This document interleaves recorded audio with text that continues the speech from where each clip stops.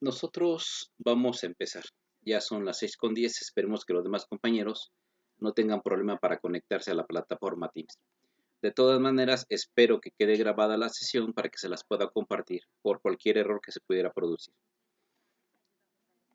Entonces, en este sentido, lo que nosotros vamos a hacer es recuperar un poco de lo que ya sabemos hasta ahorita.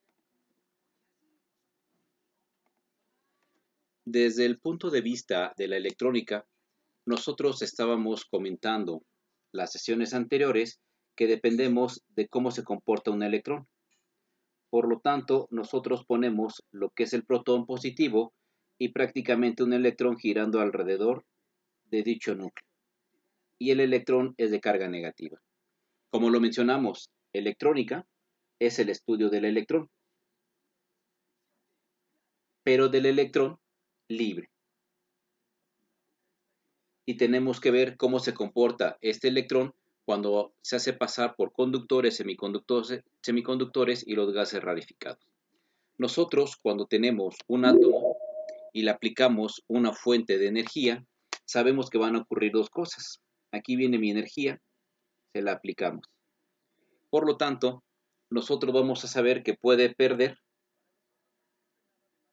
o puede ganar electrones.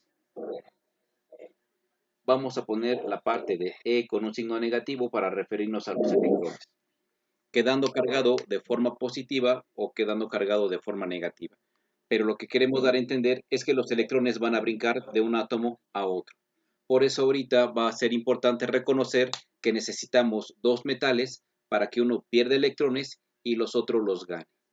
Esto es en simples palabras lo que nosotros como electrónicos debemos ir interpretando y también ir comprendiendo. Cómo vamos a liberar electrones y después estos electrones cómo van a atravesar un circuito, van a hacer funcionar el equipo y posteriormente vamos a regresar los electrones a la fuente de alimentación. Continuando con lo que hemos visto hasta ahorita, también vimos que un circuito eléctrico tiene 5 partes, que algunos mencionan 4, ok, 4, pero por lo regular vamos a considerar por lo menos en este curso 5. Y uno es la fuente de alimentación.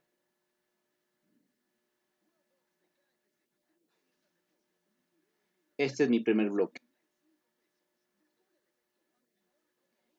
El segundo componente es el aparato, lo que conocemos como carga. El tercer componente de lo que es el circuito eléctrico serían los conductores.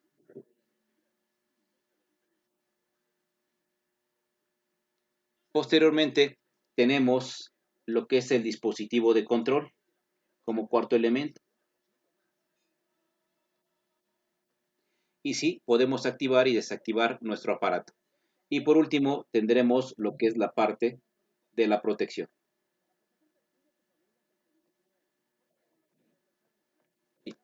Ahora sí, ya una vez que nosotros hemos empezado a familiarizarnos con los 5 componentes que tiene un circuito, vamos a ir estudiando parte por parte para comprender cómo se está formando y cómo está funcionando. Y posteriormente, a partir de aquí, empecemos a construir pequeños circuitos electrónicos que nos puedan servir para hacer un poquito más agradable nuestra vida, o por lo menos para sentirnos más cómodos. Por lo tanto, el primer elemento que nosotros vamos a tomar en cuenta eran las fuentes de alimentación. Nosotros comprendemos que tenemos dos tipos de fuente. Las fuentes que son de voltaje de corriente directa y lo que son las fuentes de voltaje pero de corriente alterna.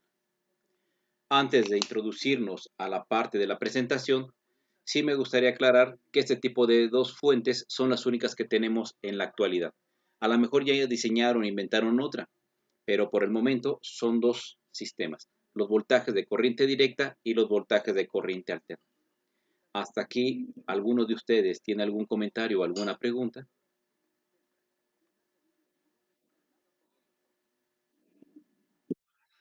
No hay ninguna. Vamos entonces a darle paso a lo que es el tema del día de hoy.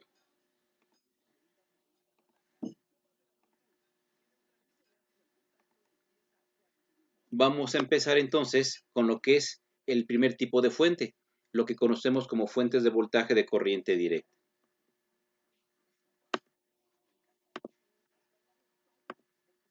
La fuente de alimentación es la que se encarga de generar a los electrones libres. Esta también los va a mandar a través de los conductores, van a llegar a la carga, la van a hacer funcionar y luego van a tener que volver a regresar hacia la fuente de alimentación. Recordemos que aquí no se debe de perder ni de ganar energía, simplemente la vamos a transferir, va a hacer funcionar la carga y van a regresar hacia nuestra fuente. Esta es la parte primordial que debemos de entender. ¿Por qué es importante la fuente de corriente directa? Porque el 98% de los equipos electrónicos funcionan con voltaje de corriente directa, algunas veces abreviados como VCD o por sus siglas en inglés CDB, pero de una u otra forma nos estamos refiriendo al voltaje de corriente directa. Bien, me van a comentar o me pueden discutir por qué si todos los aparatos funcionan con voltaje de corriente directa, yo tengo que conectar mi pantalla al voltaje alterno o por qué conecto mi celular al voltaje alterno. Bien, la mayor parte de los equipos se conectan al voltaje alterno porque contienen un circuito internamente que va a convertir el voltaje alterno en un voltaje directo. Por simple y sencilla razón, producir voltaje de corriente directa a través de pilas y baterías es mucho más caro que producir el voltaje de corriente alterna e inclusive es un poco más amigable con el medio ambiente y es el que nosotros debemos de cuidar. Inclusive nosotros podemos empezar a pensar sobre este tipo de fuentes de voltaje de corriente directa. Más o menos tienen un costo aquí en México, dependiendo la marca y dependiendo de la construcción, de 60 a 90 pesos. Pues bien, si yo conecto una pantalla a una de estas fuentes de voltaje de corriente directa, les apuesto que ni siquiera va a parpadear. Pero si yo consumo de 60 a 90 pesos de voltaje alterno, si yo los llegara a comprar en una tarjeta, les apuesto que puedo tener prendida la pantalla durante prácticamente un mes o un poco más de un mes. Y diario, sin desconectarla o sin apagarla. Y sí, aquí podemos ver entonces que el voltaje alterno me permite alimentar con estos mismos 80 pesos aproximadamente un televisor durante un mes, donde comprar corriente directa al mismo costo no voy a poder encender ningún equipo electrónico. Por eso es importante comprender que muchos de los equipos los vamos a conectar al voltaje alterno, porque simple y sencillamente es más barato y es más económico que hacer y comprar fuentes de voltaje de corriente directa. Ya una vez que entendimos esto, espero que sí no haya inconveniente alguno, entonces vamos a continuar. Por lo tanto, todos los equipos, para no meternos en problemas, en el 98% de los equipos electrónicos entonces funcionan con el voltaje de corriente del tipo directo.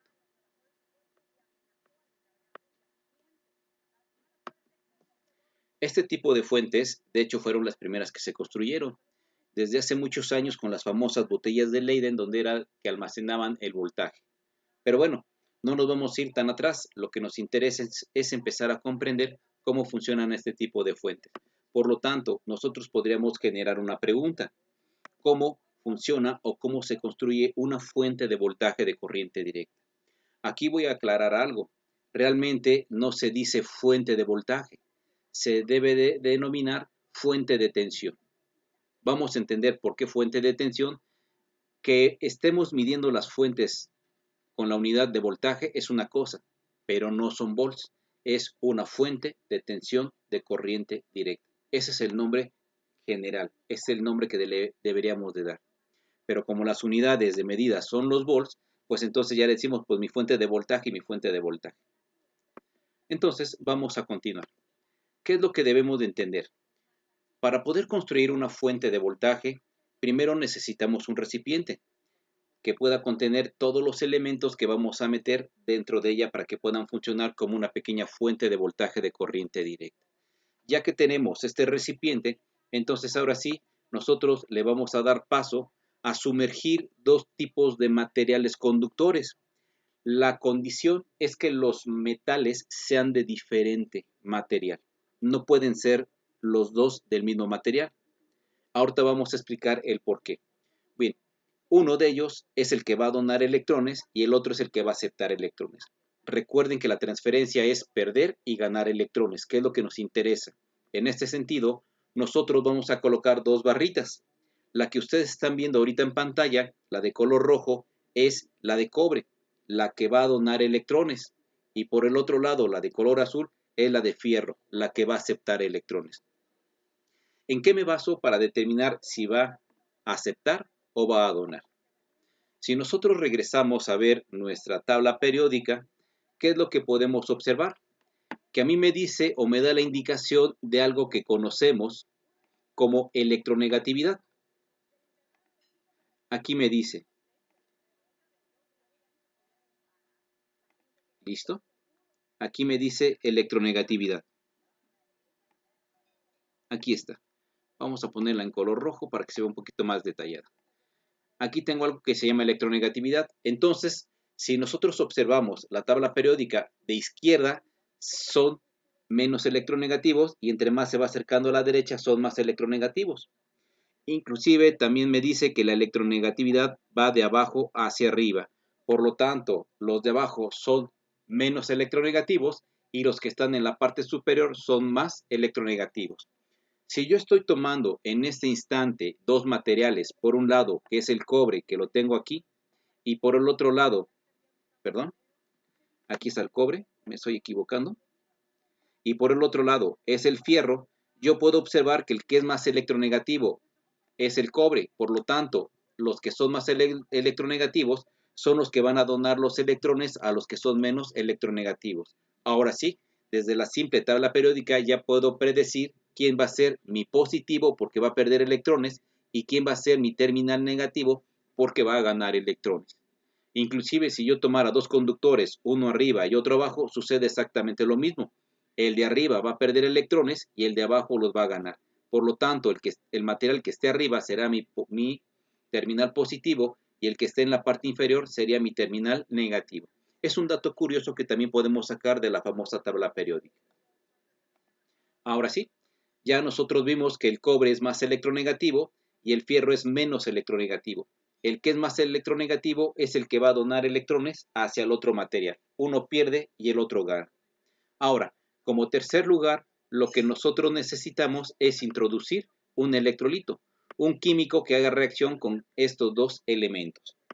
Y ahí lo tenemos, ya pusimos el electrolito. Ahora sí, ya podemos empezar a verificar cómo va a funcionar mi fuente de voltaje de corriente directa. Ya tenemos los tres elementos. Para empezar, un recipiente resistente, porque el electrolito muchas veces suele ser ácido y el ácido puede corroer a veces algunos metales. Por eso es importante tener un recipiente, por lo regular son de plástico, no significa que siempre. Vamos a empezar entonces a desarrollar el estudio de esta pequeña fuente. Listo. ¿Qué es lo que sucede cuando ya tenemos la fuente? Vamos a empezar por partes. Meto los dos materiales de diferente constitución, le agregamos el electrolito y en el momento que entra la reacción química, el balanceo de las ecuaciones, que también se puede desarrollar y saber cuánto potencial me está entregando, nosotros nos vamos a encargar solamente de idealizar que los electrones que están en el cobre van a pasar a través del electrolito hacia lo que es el hierro o lo que es el fierro. Y ahí van los electrones, cómo van pasando del del material de cobre al material de hierro. Y ahí los vemos. Ahí vemos cómo van pasando de un material a otro. Por lo tanto, ¿qué podemos decir? Que cuando le quitamos electrones a un material, queda cargado positivamente o queda con muchos huecos. Y cuando pasamos electrones a otro material, queda cargado totalmente de forma negativa. Ahora sí, aquí es donde nosotros encontramos la parte del término tensión. ¿Por qué son una fuente de tensión? Por lo siguiente, aquí en mi pequeña presentación estoy manejando pocos electrones, pero recordemos que son miles de millones de electrones los que van a pasar de una placa hacia la otra. Solamente lo podemos imaginar, pero realmente si pudiéramos introducirnos a este tipo de sistemas y verlo con un microscopio, veríamos cómo efectivamente los electrones pasan de un metal hacia el otro. Ahora imagínense que este elemento de fierro que ya contiene muchos electrones, miles de millones de electrones en exceso, ya es mi potencial negativo. Por lo tanto, para poderlo llevar a la realidad, imagínense que es el metro a mediodía en la estación Valderas. ¿Cómo llega el metro cargado con gente, no? Unos pegándose a la pared, otros prácticamente haciéndose más flaquitos. Nunca falta el que está molesto porque ya se le está recargando más. O sí, una disculpa por las damas, pero a veces hay algunos hombres que se pasan de listos y empieza a haber una tensión de que ya me aventaste y que yo no fui, que fue el de atrás. Esta tensión que se genera dentro del vagón del metro en la estación Valderas a mediodía es prácticamente lo que tendríamos aquí con los electrones. Imagínense, donde no teníamos muchos electrones y de repente llegan bastantes, pues hay mucha tensión entre ellos. Ya quieren salir, ya quieren cualquier elemento que les permita salir de esa pequeña presión, de esa pequeña tensión. Por lo tanto, cuando el metro abre las puertas, entonces es cuando los electrones empiezan a dirigirse en un solo sentido. En este caso se van a dirigir hacia la salida. Pues bien, esta es una pequeña analogía que sí me gusta a veces interpretar sobre lo que es la tensión de los electrones dentro del material negativo. ¿Por qué? Porque aquí los podemos ver que son poquitos, pero realmente son miles de millones. Y por eso hago la analogía con el vagón del metro, que prácticamente, pues imagínense cómo se pone, ¿no? Se pone horroroso. Y por ahí las malas lenguas dicen que en el vagón de las damas es mucho peor. No sé si sea cierto, pero por comentario de otras personas me han dicho que eso es. Listo. Entonces ya vimos que por la parte del químico y la reacción química que sucede entre los metales y el electrolito, uno pierde electrones y el otro los gana. Por lo tanto, el cobre es mi terminal positivo de mi fuente y el fierro es mi terminal negativa. ¿Qué necesito para que los electrones que están en tensión puedan regresar hacia la parte del positivo, puesto que por la parte inferior, por la parte del electrolito, no se pueden regresar? Pues la parte importante es conectar la famosa carga. Ahí tenemos los conductores eléctricos, y tenemos la carga. Por obvias razones y para efectos de explicación, estoy eliminando el elemento de control y el elemento de protección. Aquí nos vamos a dedicar a ver cómo circula la energía de un lado a otro. Ya una vez que nosotros conectamos la carga en los extremos de mi fuente de voltaje, pongan atención, tengo dos terminales, una negativa y la otra positiva. Por donde está la negativa es la que va a empezar a dejar salir a los electrones. En este caso, cuando conecto la carga, es como si abriera las puertas al metro y la gente empezara a salir como estampida. Y ahí lo tenemos, ahí van los electrones, van en dirección a la carga, porque son atraídos por el potencial positivo del otro extremo, y cuando los electrones atraviesan la carga, entonces la hacen funcionar. En este sentido, van a hacer que mi lámpara encienda. Aquí estoy haciendo la analogía con mi lámpara, pero realmente sabemos que es el equipo que está funcionando. Posteriormente, cuando pasa por la carga y la hace funcionar, tiende a regresar hacia la parte positiva. Perdón, me regresé. Ahí está, la enciende y los electrones tienden a regresar a la parte positiva. Ya está en la parte positiva, pero ¿qué sucede? Que cuando llegan otra vez a la parte positiva, el químico los vuelve a regresar otra vez al terminal negativo y sucede otra vez el inicio. Y ahí va. Lo que gana por la parte positiva lo pierde por la parte del electrolito. Y nuevamente el cúmulo de electrones es lo que generan el voltaje, pero cuando se ponen en movimiento los mismos electrones, entonces decimos que es la corriente eléctrica. Aquí son dos variables que vamos a medir. Por un lado el voltaje y por otro lado la corriente. Recordemos que si los electrones están en un solo sentido sin moverse tanto, se le considera tensión, se le considera voltaje. Pero cuando empiezan a generar energía cinética y se empiezan a mover a lo largo de todo el circuito, entonces estos electrones ya no reciben el nombre de voltaje, reciben el nombre de corriente eléctrica. Y sí, vamos a empezar a medir los dos y vamos a ver cómo se calculan los dos y cómo se pueden controlar dentro de los circuitos electrónicos para que respondan hacia nuestras necesidades. Ya una vez que nosotros entendimos cómo está funcionando por dentro los electrones y solamente van del terminal negativo hacia el terminal positivo y otra vez por la fuente de energía terminal negativo hacia la carga terminal positivo, pues podemos observar que prácticamente llevan una dirección. Si nosotros estuviéramos en este sentido, pues sí, ya podríamos más o menos imaginar cómo va la señal dentro de una fuente de este tipo. Pero antes sí es necesario entender que esto no lo puedo estar dibujando en los diagramas electrónicos. nosotros no podemos estar dibujando todo este esquema para representar una fuente de tensión o una fuente de voltaje como ustedes la conocen. Para eso nosotros usamos algo que se llaman símbolos y me permite dibujar de forma rápida e interpretar al elemento que estamos tomando en cuestión. Por lo tanto, si yo quiero pasar esto a un circuito, perdón, a un símbolo eléctrico, ¿cómo sería el símbolo? Para empezar, tendríamos una línea larga que representa al metal que se vuelve positivo y una línea corta al material que se vuelve negativo. Posteriormente, en un lado le podemos poner positivo y por obvias razones sabemos que el otro terminal es el negativo. Del negativo es donde salen los electrones hacia la carga y regresan al positivo. Por esta razón, nosotros vamos a tomar la corriente que sale del negativo, va a ir hacia nuestra carga y tiene que regresar al positivo. Internamente, a través de la reacción química, los electrones que va ganando por el positivo los va a regresar al negativo y nuevamente les dan un impulso de energía cinética y otra vez vuelven a circular a través de mi carga. Esto es lo que ya debemos de empezar a entender. Ya no vamos a dibujar el diagrama, sino que lo vamos a hacer a través del símbolo. Y este símbolo recibe el nombre de celda o pila. Y es la unidad básica de las fuentes de energía de corriente directa. Ahora sí, ya una vez que conocimos lo que es el símbolo, pues cómo sería más o menos si quisiéramos graficar el manejo de los electrones. En este sentido, nosotros podemos graficar que con respecto al tiempo se mantiene un voltaje en los dos extremos y los electrones solamente van en una dirección. Y aquí podemos ver cómo los electrones van en una sola dirección. Gracias a esta línea continua o este movimiento directo que tienen los electrones, es como vamos a reconocer el instrumento que vamos a utilizar para poder realizar las mediciones de nuestras fuentes de voltaje de corriente directa. Hasta este momento, no sé si gusten hacer algún comentario o alguna duda que tengan, con toda confianza.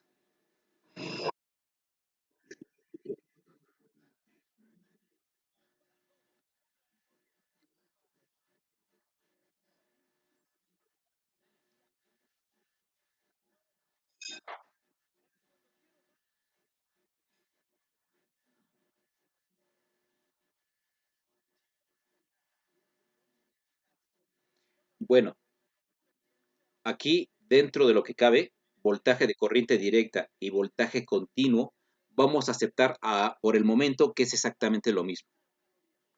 O sea, repito, voltaje continuo y voltaje directo, vamos a aceptar por el momento que es continuo. Ya más adelante vamos a llegar a la división de por qué voltaje de corriente directa y por qué voltaje de corriente continua. Yo creo que la pregunta sería que si llega a medir con un voltaje de corriente alterna el voltaje de corriente directa, ¿se daña el instrumento? En este caso, no. Los instrumentos digitales tienen muchas protecciones. Si yo mido en voltaje alterno el voltaje directo, simplemente no me va a medir. Y viceversa. Si mido el voltaje alterno con el instrumento de directa, tampoco va a medir.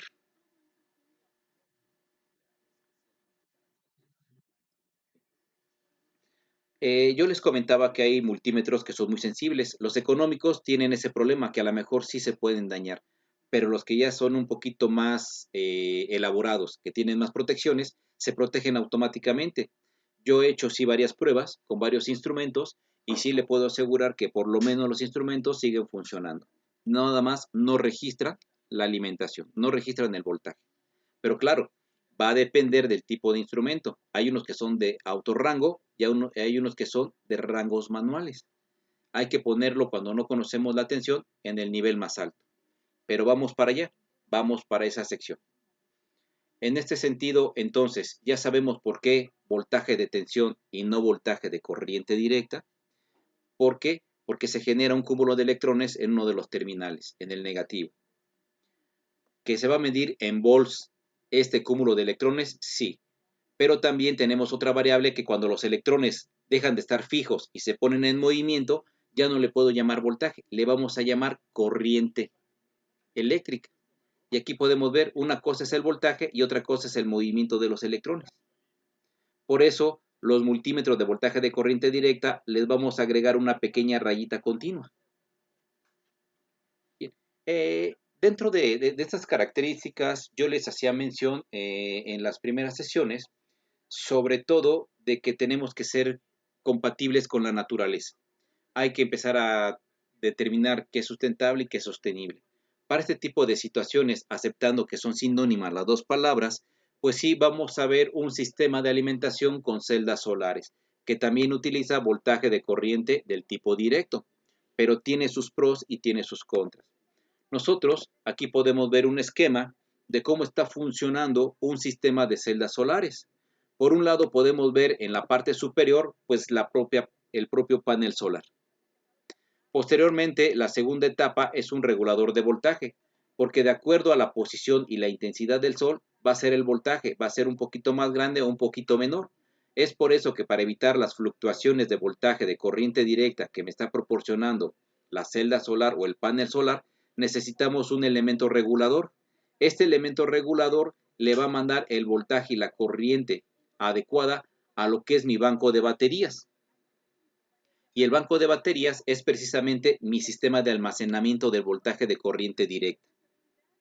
Ya una vez que tenemos el voltaje directo almacenado, vamos a utilizar un inversor. Algunos le llaman inverter. Y este equipo es el que puede convertir el voltaje directo en voltaje alterno. Ya una vez que tenemos voltaje alterno, lo vamos a pasar por un sistema distribuidor de energía eléctrica para que lo pueda mandar para equipos tranquilos, equipos pequeños que no requieren tanta energía, como es una pantalla, es una computadora, tal vez sea una tablet, sea unas lámparas de LEDs, para que no se nos queme también la parte del inverter y no se consuman mucho las baterías. Entre más aparatos conectemos a este tipo de fuentes, mis baterías van a durar menos tiempo. Entre menos aparatos conectemos, entonces las baterías me van a durar mucho más tiempo de respaldo. Y posteriormente tenemos las cargas, los propios aparatos que sí podemos conectar a este tipo de fuentes. ¿Por qué les decía que entre comillas, pues es amigable con el medio ambiente? Por lo siguiente, en primer lugar, la parte mala de los paneles solares es que tienen una vida promedio de 25 años. De hecho, hace unos 5 años aproximadamente China iba a tirar varios cientos de toneladas de celdas solares, pero en lugar de tirarlas, no recuerdo qué país de Medio Oriente las adquirió o las compró para empezar a practicar ellos con este tipo de tecnología.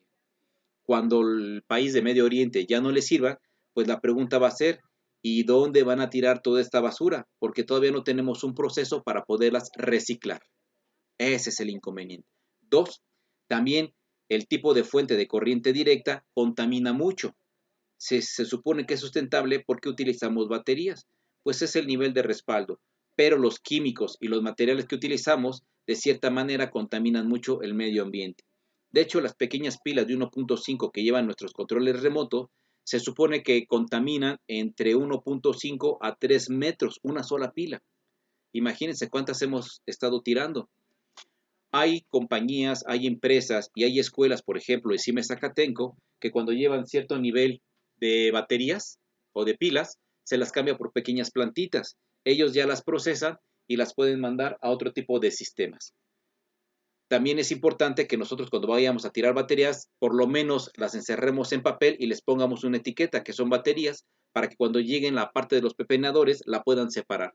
Porque como este tipo de basura la extienden y hacen los famosos rellenos sanitarios, entonces, en este sentido, lo que nosotros debemos de tomar en cuenta es de que este tipo de elementos sanitarios tienden a dar lata, tienden a contaminarse. Eh, Deme un segundo. Creo que me comentan que está temblando. No, no me hagan caso, no, no se espanten. Deme un segundito. ¿Qué pasa? ¿Se activó? Bien. Me comentan, creo que se activó hace un rato la alarma. Yo vivo en Cerro, prácticamente no lo sentí y como estoy pendiente de la presentación, pues tampoco la pasé por alto. Una disculpa, ¿no?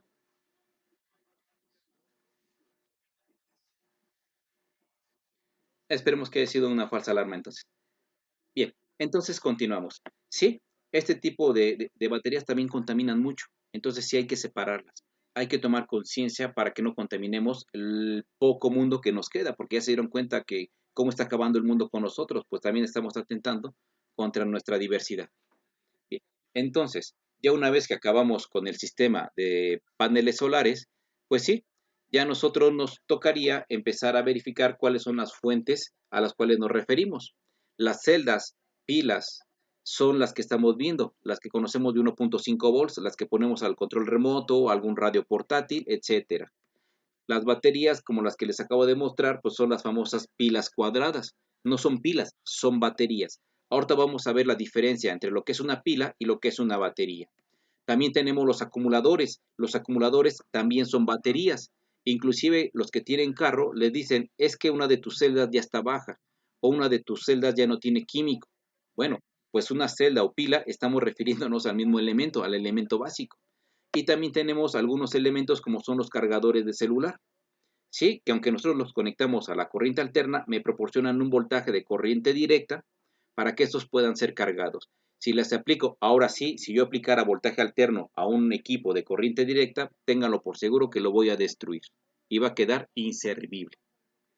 Ya que más o menos los vimos, entonces ya nosotros vamos a empezar entonces a entrar en la parte de lo que es una pila y qué es una batería.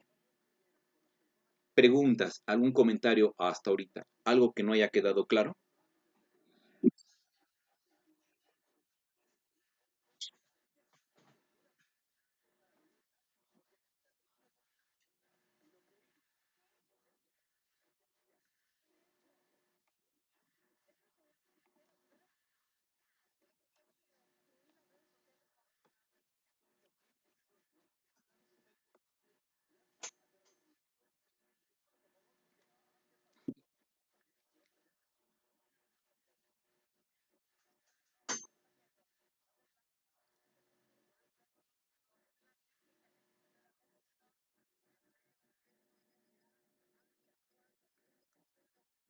Bueno,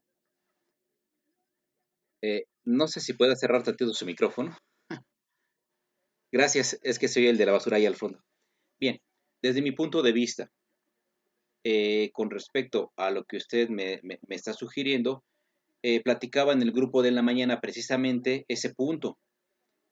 China, Japón, Estados Unidos se dedican a implementar este tipo de sistemas y son rentables para ellos. ¿Por qué? Porque ellos fabrican, ellos no se cobran impuestos. Si yo quiero comprar una celda solar, el pasarlo de Estados Unidos a México es una de impuestos que se eleva en gran medida el costo. Si yo quiero traer de China o de Japón este tipo de tecnología, también por los aranceles que les ponen, también cuesta mucho más caro.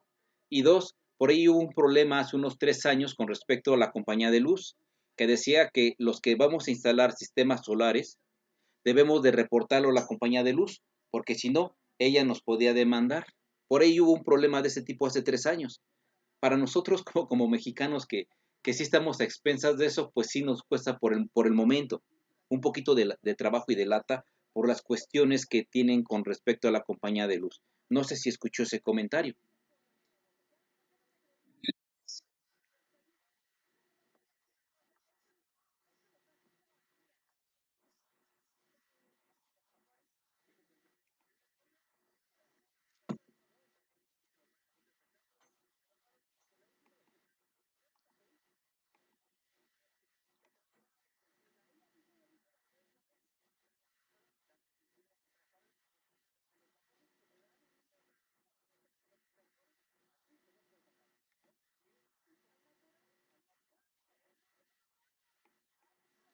Ahora, la otra parte, este tipo de sistemas son rentables, por ejemplo, para iluminación y para equipos compactos, tranquilos, una pantalla, o sea, ya no consumen mucho las pantallas actualmente. Pero si quiere conectar un refrigerador, quiere conectar una licuadora o una plancha, que son además el horno de microondas, que son los aparatos electrónicos que consumen un promedio de 10 a 15 amperes, pues sí requiere contratar o comprar un inverter de mucha mayor capacidad e invertirle a la fuente de voltaje, a las baterías, para que sean más, porque si no, le apuesto que si compra un kit para poner luces y conecta una plancha, se va a quemar el inverter, se lo aseguro. Para eso sí hay que comprar el inverter para la capacidad que vamos a tener y esos sí cuestan caros, sí cuestan caros para una capacidad de corriente bastante extrema. Esa es la parte donde no es rentable. Pero si va a iluminar su casa, va a poner sistemas solares, va a ver las pantallas, va a prender unos modulares, va a utilizar su computadora, pues sí, sí es bastante rentable, pero sí debe de tener cuidado con la potencia de suministro del sistema que va a poner con respecto a lo que va a alimentar.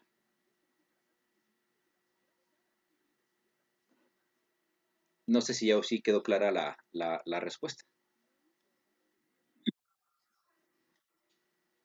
Bien, entonces, continuando con esto, yo les comentaba que el símbolo de la pila o celda es una línea grande que le dibujamos un más, una línea pequeña que le dibujamos un menos, y repito, la conocemos como pila, o bien su nombre correcto es celda, celda de tensión. Estas celdas vamos a conocer dos conexiones, las conexiones que son en serie y las conexiones que son en paralelo. Cada una de estas me va a llevar a ciertos criterios de mejoras dentro de mis pilas o celdas. A final de cuentas, ya cuando las estoy conectando de dos o más pilas o celdas entre sí, ya llegamos a lo que se conoce como la famosa batería. Entonces, una batería se compone de dos pilas, de dos o más pilas o celdas conectadas entre sí. Vamos a ver el primer caso. Cuando yo conecto pilas en serie, ¿qué es lo que sucede? Cuando yo conecto pilas en paralelo, también qué es lo que sucede. Pero también algo importante es el medidor.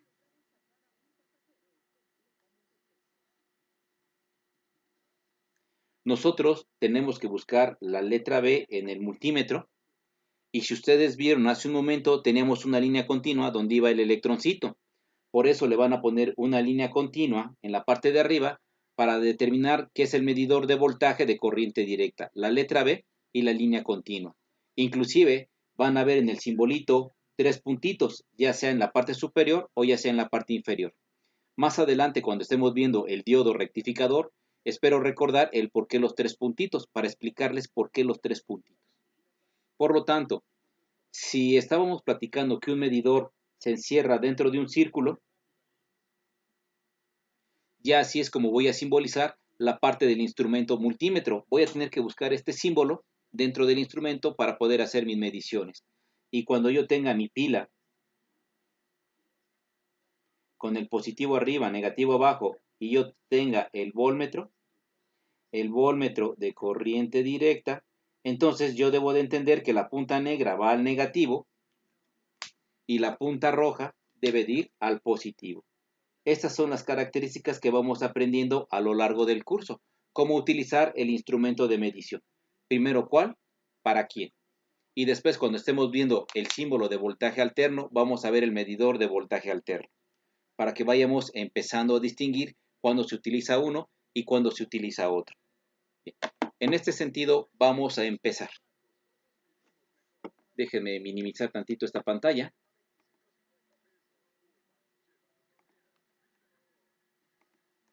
Aquí lo tenemos. Bueno, no quería. Yo tengo mi depósito. En este caso es mi ácido, es un pequeño limón. Tengo mi electrodo positivo, que es el cobre, y tengo mi electrodo negativo, que va a ser el fierro. Cuando yo lo inserte, yo ya tengo una pequeña pila o celda, y lo que debo de utilizar es el voltmetro de corriente directa. Debo de buscar dónde está la B con la línea continua, una disculpa, la línea continua en los tres puntitos, y es donde voy a poner mi medidor. Voy a prender la luz para que se pueda notar un poquito más. Ahora sí, voy a insertar los dos elementos dentro de mi limón. Ahí está. Y vamos a medir el voltaje de tensión, que era el símbolo que estábamos viendo hace un momento. Por un lado, yo sé que el cobre va a ser el positivo aquí en mi pequeña fuente y el clavo o el fierro va a ser mi negativo. Y vamos a ver la medición. Ahí está. Tengo una pequeña pila de 0.47 volts. Si yo invierto la polaridad del multímetro con respecto a la polaridad de la fuente, entonces me va a registrar un negativo. Estén pendientes al negativo que va a aparecer en el instrumento. Y ahí lo tenemos. Por lo tanto, las fuentes de corriente directa tienen polaridad. Y debemos de cuidar la polaridad de nuestro instrumento. La punta negra siempre será en este sentido el negativo y la punta roja siempre será el positivo, o lo que vulgarmente conocen como vivo. Y ahí lo tenemos, otra vez, un voltaje positivo de 0.46 volts. No importa si estoy utilizando un instrumento de precisión, puedo utilizar un instrumento de baja gama, de baja categoría, simplemente busco dónde está la letra B con la línea continua y los tres puntitos y lo ajusto a una escala normal. Nuevamente, la punta negra que ayer estábamos viendo cómo se ponían, la ponemos en el negativo y la punta roja en el positivo. Y ahí podemos observar que me está diciendo que son 0.46 volts. De igual manera, si conecto al revés las puntas, entonces puedo observar que tengo menos 0.45 volts. ¿Sí?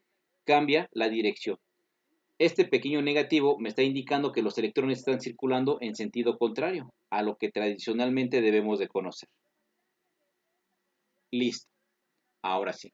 Ya una vez que estamos entendiendo cómo se utilizan los equipos de medición, pues nosotros necesitamos ver entonces cuáles son los elementos que ya nos venden en la parte de las tiendas. Esto que se conocen como pilas, y vamos a agarrar una pila más. Aquí está. No se alcanza a apreciar, pero normalmente me indican cuál es el positivo y el otro terminal es el negativo. Por eso siempre es importante tener dos puntos. ¿Cuál es el positivo? El del botoncito, y la parte plana es el negativo. En este sentido vamos a realizar otra vez la medición. Yo sé que el positivo es el puntito, el borne, el botoncito, y la parte plana es el negativo. Y aquí me dice que es de 1.038 volts. Lo voy a anotar aquí, de este lado. 1.038 volts, para tenerlo de referencia. Este es mi voltaje de mi pila 1. Vamos a medir la pila número 2. Listo. Me dice que el voltaje que tiene o la tensión que tiene es de 1.091 volts. 1.091 volts es mi voltaje 2. También lo notamos por un lado en esta parte. Ahora sí, ya una vez que tenemos nosotros estos dos voltajes, vamos a empezar a verificar cómo se conectan las pilas entre sí. En un sentido, la conexión serie.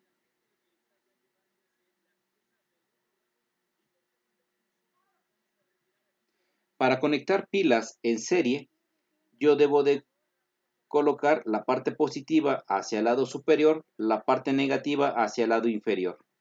Voy a conectar otra pila, otra vez con el positivo siempre hacia arriba, y así sucesivamente puedo conectar todas las pilas que yo necesite, con el positivo siempre en la misma dirección. Por obvias razones, el negativo irá en la dirección contraria. Y aquí ya voy a tener un borne, y aquí ya voy a tener un borne. Este arreglo ya no se le puede llamar pila, es lo que conocemos como batería. Conectar dos o más entre sí, ya sea en serie, en paralelo o mixtas, ya estamos generando una batería. En este sentido, ¿qué es lo que sucede? Que la tensión crece o el voltaje crece. Se suman los voltajes, se suman. Si yo quisiera encontrar una ecuación matemática, diríamos que el voltaje total sería la suma de todos ellos, diciendo que va a ser el voltaje 1 y le tengo que sumar lo que dé el voltaje 2 y le tengo que sumar todos los voltajes de las pilas que yo conecte hasta la última, que sería la enésima. Entonces, este sería voltaje 1, este sería voltaje 2, hasta la última que sería el voltaje enésimo. Cuando conecten así, se van a sumar.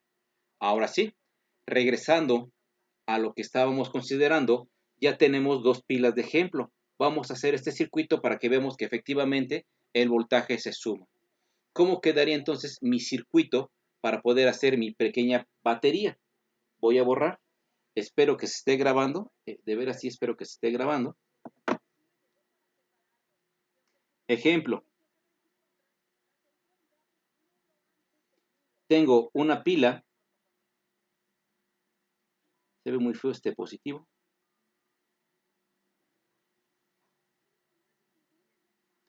que el voltaje 1 es aproximadamente 1.038 volts.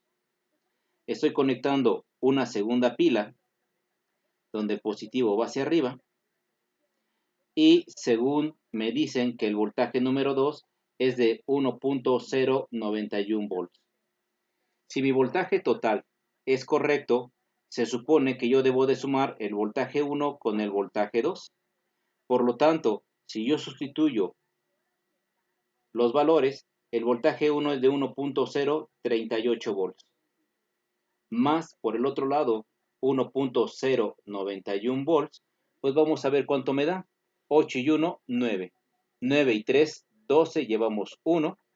1 y 1, 2. 2.129. Entonces, el voltaje que yo debo de medir es aproximadamente de 2.129 volts.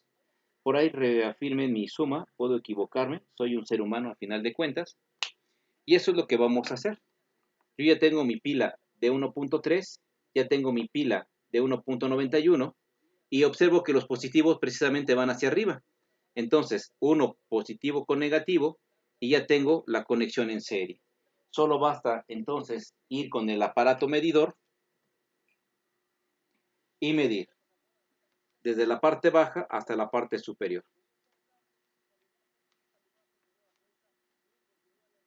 Aquí tenemos uno y aquí tenemos otro.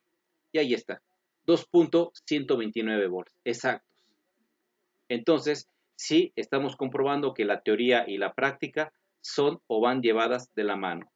Lo que yo calcule es aproximadamente lo que voy a tener en el instrumento de medición. Obvio, cabe recordar que en la práctica va a cambiar ligeramente al cálculo teórico, porque a veces cortamos decimales o a veces tomamos algunos valores de más. Entonces, a mí me está saliendo ahorita exacto 2.129, pero si me hubiera salido 2.1 o 2 volts, yo lo considero como correcto, porque la práctica y la teoría se llevan de la mano y hay ligeras variaciones. Listo. Entonces, ya una vez que vimos que efectivamente cuando conectamos pilas en serie el voltaje se incrementa, ya esto no se le puede llamar pila, esto ya se le conoce como batería. Y la batería, ¿cómo se simboliza?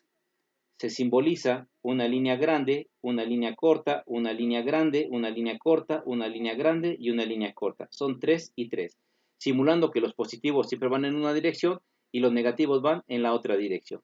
Y ya tenemos el símbolo de lo que es una batería. Por lo tanto, ya cada vez que ustedes vean en un diagrama eléctrico una pila con muchas rayitas, debemos de recordar que no se le debe de denominar pila, que es un conjunto de pilas entre sí y ya le vamos a llamar batería. Ahora sí, ya entienden por qué este se llama batería, porque sí, si no mal recuerdo tiene 4 pilas de forma interna. Ya entienden por qué al acumulador del automóvil también le llaman batería, porque también tiene, a veces tiene 6, tiene 8, tiene 12 celdas. O sea que tiene 12 pilas internamente conectadas entre sí para incrementar por un lado el voltaje. Y ahorita vamos a ver qué es lo que sucede cuando conecto pilas en paralelo. Pregunta, ¿alguna pregunta o algún comentario hasta este momento?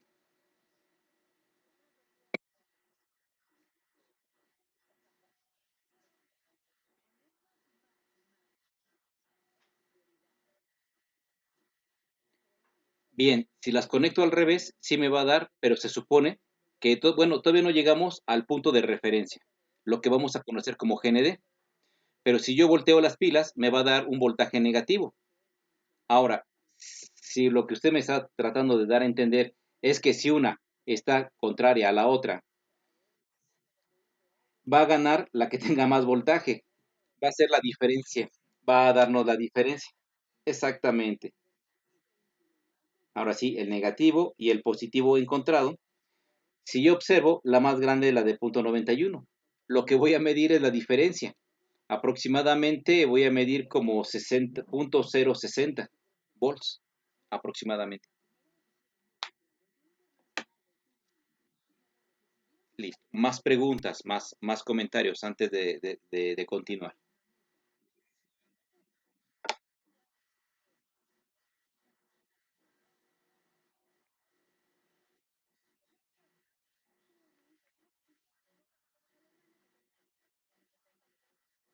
Así es.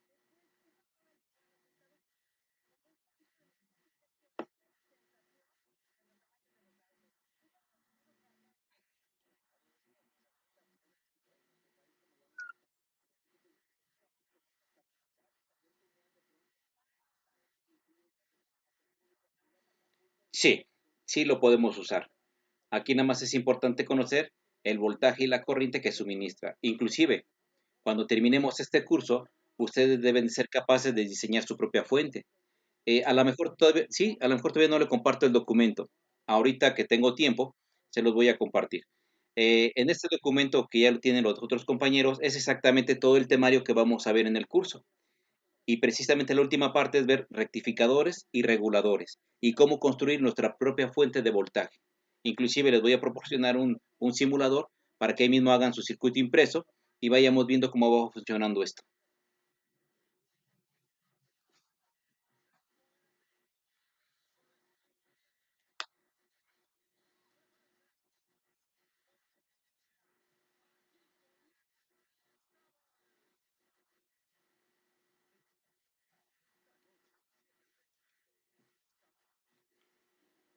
Eh,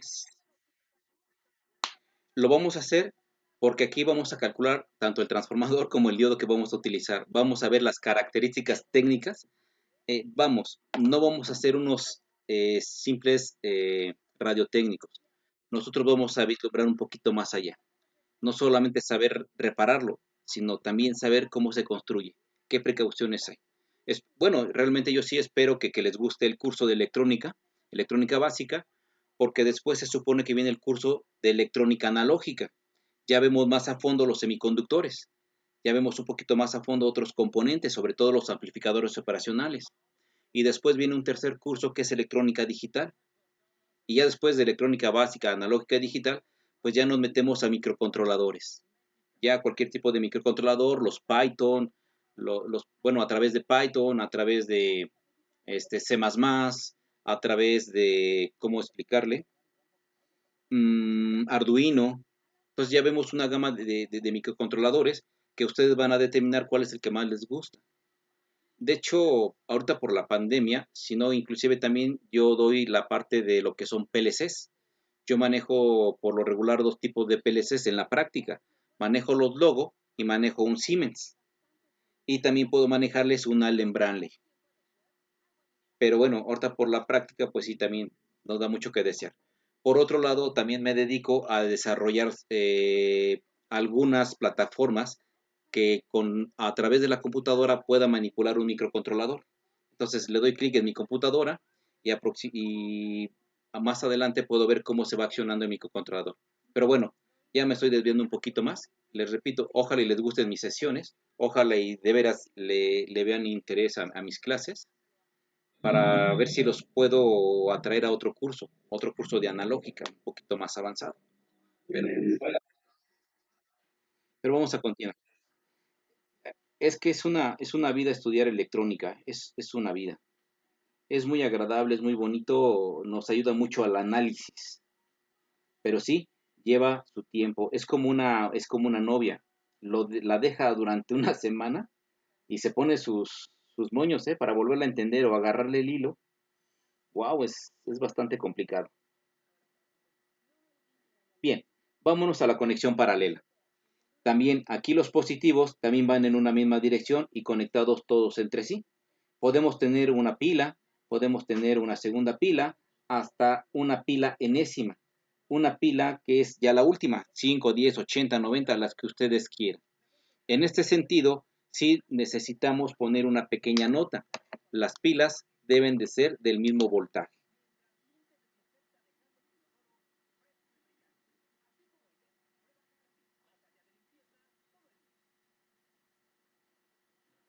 ¿Por qué? Porque si yo pongo una pila de 2 volts y pudiera poner una pila de 1 volt, Pues la de 2 volts tendería a cargar a la pila de 1 volt y en lugar de mandar la energía hacia el circuito, gastaría energía en estar cargando a la de 1 volt.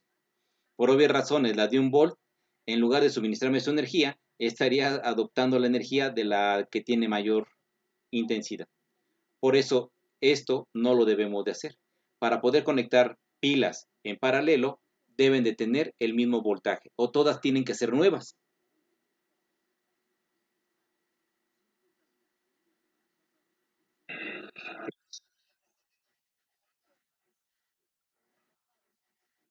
No hay problema. En serie no tenemos problema, pero en paralelo sí lo tenemos. En este sentido, ¿cuál es la característica de tener un circuito en paralelo? No voy a aumentar el voltaje. Lo que voy a aumentar son los electrones que puedo suministrar al aparato. Recordemos que los electrones son los que hacen funcionar al aparato. Por lo tanto, los electrones que van a salir de mi fuente 1 se van a reunir con los electrones que salen de mi fuente 2 y se van a reunir con los electrones que salen de mi fuente número 3. Aquí estamos implementando la energía eléctrica que va a circular a través del equipo y son los dos puntos importantes que debemos de tomar en cuenta con todos los aparatos. Como usted me lo decía, vamos a tomar en cuenta el voltaje y vamos a tomar en cuenta los electrones que necesita para funcionar. Porque si me pide un amperaje de 1 ampere y le aplico 0.5, pues no voy a alimentar el aparato o va a estar intermitente. Esos son los dos puntos importantes que vamos a ir tomando nosotros en cuenta. Por eso esta parte sí va a ser muy difícil que se las pueda demostrar, pero lo que realmente nosotros tenemos es una suma de electrones. Y entonces ya tenemos electrones por si la carga me pide bastantes electrones, que mi fuente de energía no lo resienta, no se dañe o no se baje demasiado. Listo. Ahora sí, ya nosotros tenemos la cuestión. Wow. No sé quién me está hablando, pero no tomen en cuenta que aquí los electrones se incrementan. Eso es lo que nosotros vamos a tomar en cuenta en un sistema paralelo. Independientemente si los conecto en serie o los conecto en paralelo, el símbolo va a ser el mismo. Para referirnos a una batería, va a ser como si tuviéramos 3 pilas en serie, pero podemos incrementar o el voltaje o podemos incrementar a los electrones. Y ya les mencionaba cuando veíamos la pila que por un lado los electrones cuando están en movimiento ya no se le llama voltaje, sino se le llama corriente. Y cuando están estáticos, cuando no tienen movimiento, se les llama voltaje. Por eso es muy difícil que ustedes digan, es que le falta corriente. Pues sí, le falta corriente, pero ¿quién proporciona la corriente? Pues el voltaje. Si no hay voltaje, muy difícilmente van a tener una corriente de electrones. Listo. Más preguntas, más dudas o algún otro comentario que ustedes tengan. Sí,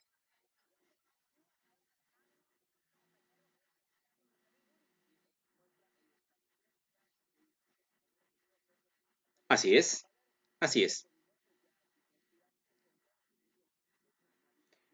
Más preguntas, algún otro comentario que tengan con toda confianza.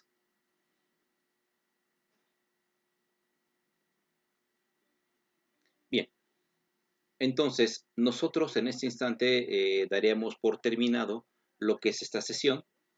Denme un segundo, déjenme parar la grabación, espero que se haya grabado.